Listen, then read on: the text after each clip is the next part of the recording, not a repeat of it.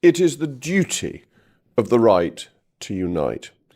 Yesterday, both the leader of the Conservative Party, the leader of the opposition, Kemi, and the leader of Reform, Nigel Farage, made speeches explaining a fundamentally small c conservative truth, that the government must live within the means of taxpayers. We know this. We know this throughout all our history, that we know that there is limits to the amount of borrowing that governments can do. There are limits to the amount of taxation that can be imposed.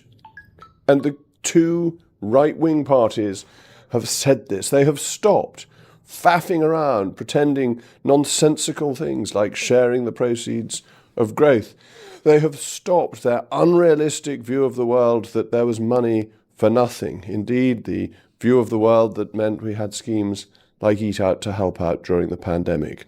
Both of us, both Reform and the Conservative Party, seemed to think previously that you could live in this never-never land.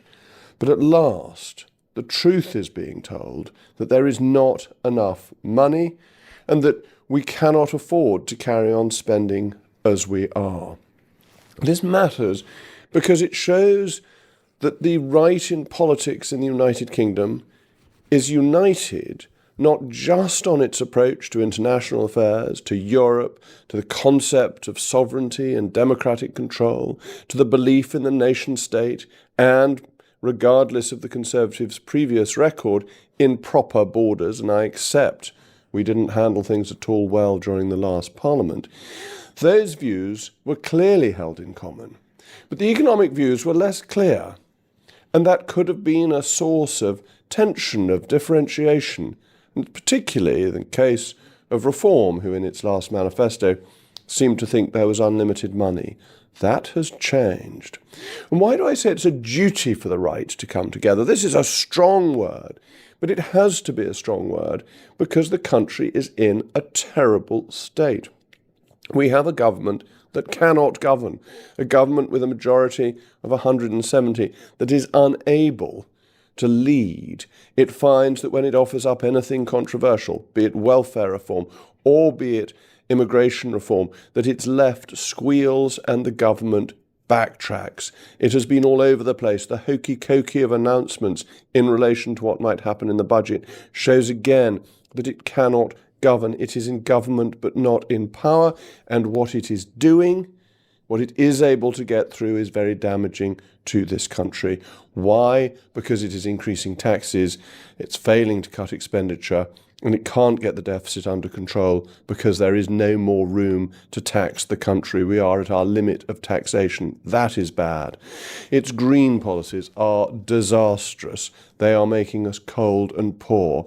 There is a problem at the moment that will get worse because we may have taken steps to make the green policies so entrenched in our system that it'll be extremely costly to remove them, and we continue to lose industry because industry cannot afford the high cost of energy that we have in this country, and that is not going to change under this government. The taxation system is driving people out of the country. Businesses, business people, entrepreneurs are leaving because they are not going to pay penal levels of tax. The country is being shockingly badly governed. Look at foreign affairs. Look what we're doing with Chagos, giving away not only an asset that is important to us in terms of national security, but an asset where the people, the Chagosians, do not want it given away to the Mauritians with whom they have no connection. Bad foreign policy, terrible European policy, where we are going to be paying the European Union for them to regulate us. Why would we wish to outsource our regulation to some of the worst regulators in the world? It's absolutely crazy. And it's also schizophrenic because at the same point as Labour wishes to do a reset with the European Union and take on more European rules, it's doing things in AI and in bank deposit insurance that are not allowable in the European Union. We have an AI policy that is not tied in with the EU and gives us a huge competitive advantage over the madly over-regulated European Union.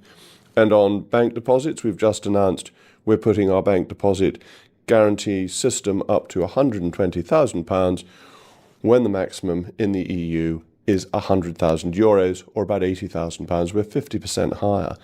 which gives security to depositors in this country that they wouldn't be allowed. They are not allowed in the European Union. And yet the government wants to pay billions of pounds of your money when there's a shortage of money to the European Union to be regulated by it. That's why I say it's a duty of the right to come together, because by 2029, we're going to have socialist mantras being imposed on us, drift in terms of difficult decisions simply not being taken because this government isn't up to it. And we will be falling behind in the global race. And the answer to that is a conservative government, small c, if you prefer the parties of the right, a conservative reform government that will actually do the big things that are necessary to save the country.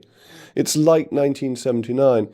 And there is hope here as well, because the hope is that when things are difficult, that's when the country accepts hard decisions.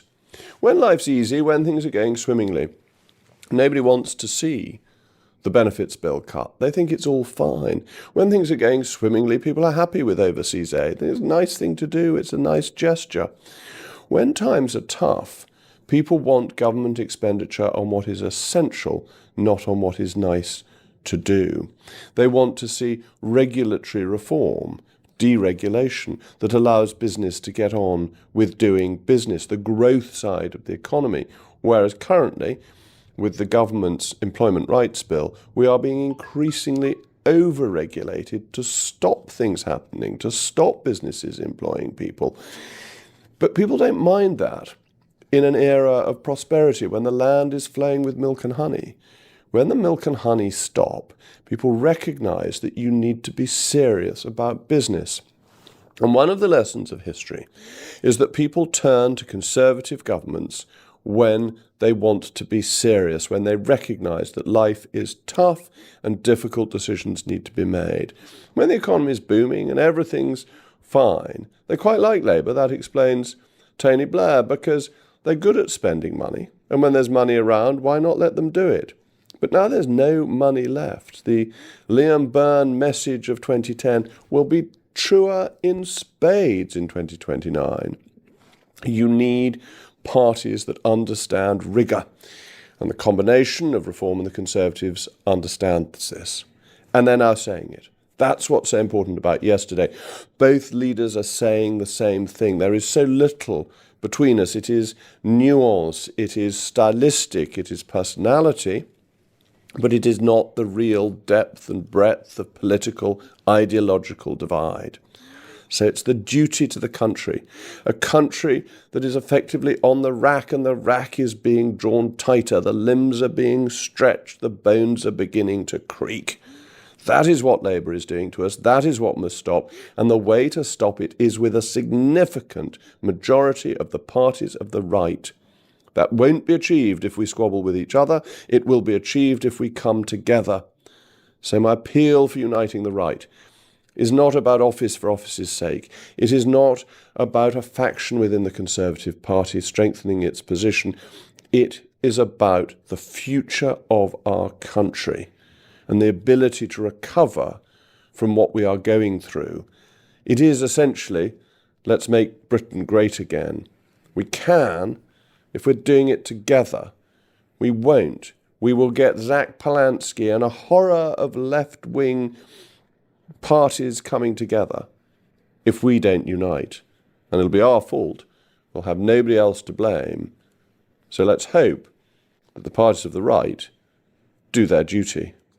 As Nelson might have said, it's what England expects. But in this context, the whole United Kingdom has the right to expect it. As always, thank you very much for listening. Oh, and I hope you like the new microphone. Thank you.